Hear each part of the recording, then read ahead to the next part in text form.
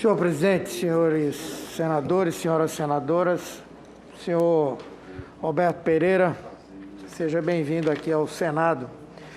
Eu acho que ele fez algumas afirmações aqui que são muito importantes. A primeira delas, quando foi perguntado sobre essa questão de que estavam dando aval para contratos vultosos, não é? E ele disse, olha, na verdade a minha relação é com quem pede. A relação de quem é o beneficiário é com quem pede. Então, veja, de certa forma o que ele está trazendo para a gente aqui é uma coisa muito séria, no sentido de que o grande responsável, na verdade, por tudo isso é quem no Ministério da Saúde aceitou essa garantia. Ele não tinha que garantir nada, não. Quem no Ministério da Saúde aceitou isso como garantia é que tinha que ter avaliado isso aí. E é importante para Vossa Excelência, senador Renan Calheiros, agregar a relação dos seus investigados, aquele que tudo indica foi o responsável pela elaboração de uma das versões do termo de referência, em que, como disse a senadora Simone Tebet, não se pedia nem garantia contratual, que é o senhor Laurício. Falei isso. Aquele que recebeu o pastor, aquele que recebeu o Dominguete, aquele que... Esse cidadão e mais outros... Eu acho que é importante também... Tem que ser investigado. Nós marcarmos o novo depoimento do Elcio, que é a quem cabia, em nome do governo federal, todas as definições dessas Porque, na verdade, não foi... Só um minutinho. Qual é? Com H ou sem H? O Elcio sem H, sem H. Coronel Elcio, Coronel Elcio. O primeiro-ministro, senhor presidente, que fez uma circular, né, senador Humberto? Parabéns, senador Humberto, pela indagação. Uma circular dizendo que concentraria todas as tratativas de vacina com ele e ninguém poderia falar em nome dele. Ele não é obrigado a conhecer a lei de licitações. Ele não é obrigado a saber o que dizia a medida provisória, porque a medida provisória que definiu essa questão dos recursos para a vacina definia a necessidade de garantias que fossem dentro daquelas três condições: caução em dinheiro, um seguro e o terceiro, a terceira questão, são três pontos, e que não foi levado em consideração. Então, isso é uma primeira coisa. A outra coisa é o seguinte, eu fico pasmo. Eu acho que o doutor Roberto, ele é o presidente formal dessa empresa. O senhor até poderia fazer duas coisas. Repete o Geraldo lá de Alagoas. Vossa Senhoria poderia fazer duas coisas. Uma era sair logo desse negócio, porque isso vai lhe dar bronca em algum momento. Que, aliás, eu não sabia. Se eu soubesse que o Geraldo era o criador da empresa, o verdadeiro dono da empresa, eu não teria pedido para, em primeiro lugar, nós ouvirmos o depoente de hoje. Nós precisávamos ter ouvido, era o Geraldo primeiro. Primeira coisa que eu acho que Vossa Senhoria devia sair desse emprego seu. Pode ser o melhor do mundo, mas vai lhe dar bronca. Segundo, eu acho que Vossa Senhoria podia fazer um bem ao Brasil. Dizer quem é o verdadeiro dono desse banco? Quem é o verdadeiro dono desse banco? Vossa Senhoria está vivendo uma realidade virtual. Quem fez isso? Foi o meu diretor administrativo. Quem fez isso? Foi o meu coordenador jurídico.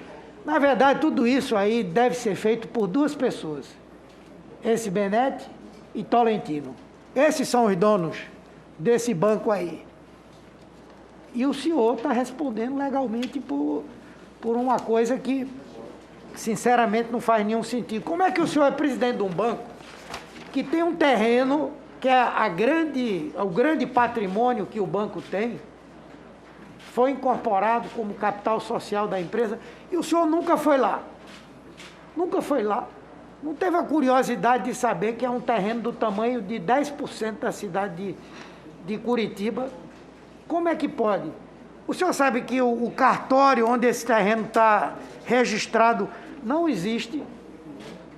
Não existe. A informação que nós levantamos é que o 11º ofício do Registro de Imóveis de Curitiba não existe. Senador, como é que o senhor aceita ser presidente de uma empresa que não lhe dá essa informação. Senador Humberto, eu queria só reforçar uma questão que o senhor levantou, porque ele, como presidente, ele é responsabilizado por tudo que acontece como pessoa física. O engenheiro florestal que avaliou esse terreno da MB Iguaçu, o senhor Hélio Locke, esse cidadão já foi censurado pelo CREA do Paraná, é processado judicialmente, foi preso por falsificação de documentos. Esse engenheiro fez a avaliação das 3 propriedades a Pico de Juazeiro, que integraliza aqueles 300 milhões. E é esse o desenho. Tudo que é relativo ao FIBBank parece ser coisas fraudadas, coisas inidôneas, coisas para as quais não se tem respostas concretas. O senhor falou que recebeu R$350 mil pela garantia que foi feita à Covaxin.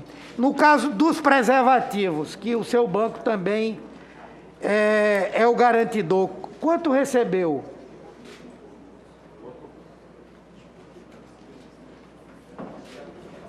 O outro contrato firmado foi de R$20 mil. R$20 mil? Sim, senhor. O senhor sabe que já foram pagos a Precisa mais de R$100 milhões por esses contratos de preservativos? Não, senhor. E a sua empresa recebeu apenas R$20 mil, né? Outra pergunta que eu queria fazer a Vossa Senhoria foi feita já, mas o relator não se deteve mais nisso aí. Eu queria entender por que é que entre 4... Não é questão disso. É porque... Estou brincando.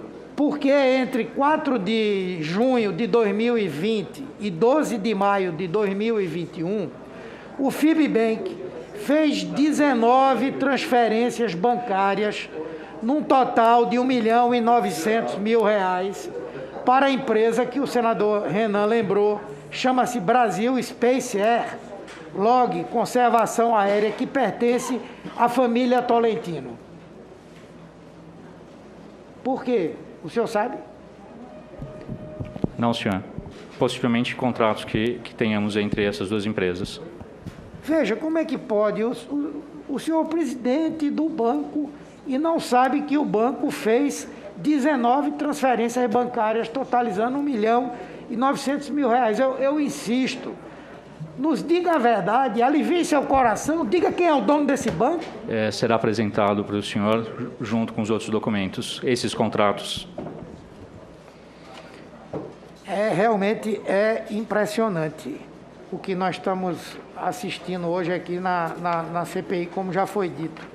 Eu queria perguntar outra coisa ao senhor. Quantos processos o FIBBank responde no Tribunal de Justiça de São Paulo? Mais uma vez, todo esse relatório, como havia pedido a comissão, vai ser apresentado em Dropbox para que todos os senadores tenham acesso a isso. Mas não é possível que o senhor não saiba disso, porque o senhor deve ser notificado cada vez que se abre um processo desse, ou pelo menos o departamento jurídico é notificado e lhe avisa, vamos ter que responder novamente. Senador, mais ou menos. Poderiam os advogados agora apenas abrir o site no Tribunal de Justiça de São Paulo e ali tem o número de processo, colocar o nome do cliente, o nome do réu. Eu contei 28, senador Humberto. 28. É simples, é muito fácil fazer isso. São 28 processos privados, inclusive, foi dito aqui pelo senador Renan, da empresa Pecos.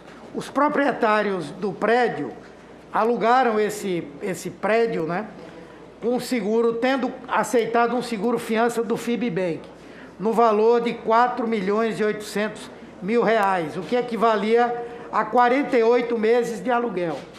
Os locatários ficaram inadimplentes. Os donos resolveram acionar a fiança e pedir o despejo. Segundo as normas escritas na própria carta, o FIBBank teria 30 dias para pagar, mas o pagamento nunca ocorreu. O senhor tem conhecimento desse caso? Sim, está sendo judicializado. Mas o senhor não dava garantia, por que não foi pago?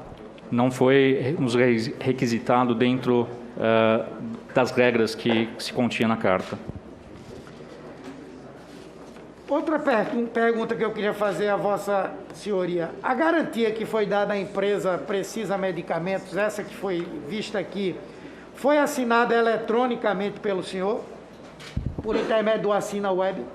Na realidade, esse é um cartão de assinatura eletrônica do FIB Bank Garantias.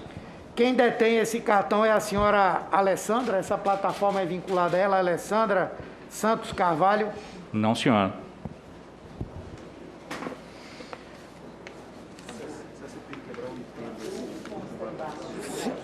Senhor presidente, senhora presidenta, senhor relator, na verdade, eu entendo que nós estamos diante de uma situação realmente que é a cara do governo Bolsonaro. É a cara do governo Bolsonaro. Quer dizer, tudo é feito da forma mais com ausência de cuidado, sem qualquer preocupação com a coisa pública, feita por pessoas e por empresas que não têm idoneidade. Veja, por exemplo, o que é que o FIB Bank fez. Acho que o senhor não estava nem lá, mas quando resolveu montar um site. O site foi pedido, aliás, está como um documento sigiloso, eu não sei nem porquê.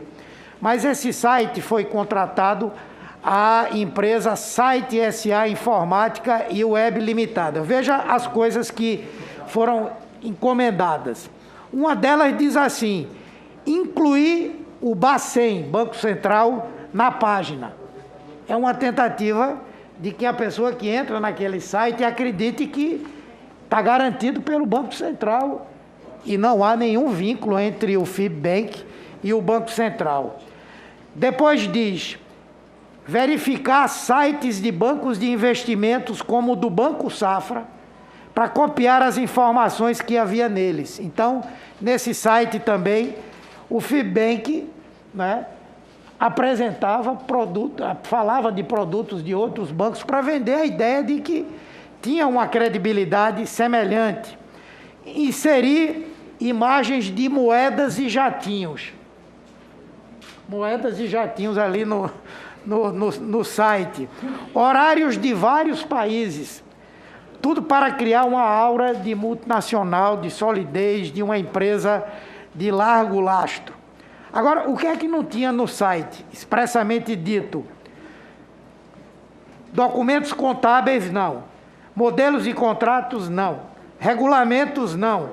Links de conselhos regionais de contabilidade, não. Ambiente fiscal, trabalhista e previdenciário, não. Nada de imagens dos donos ou qualquer menção a conteúdo jurídico. Agora, ouçam essa aqui.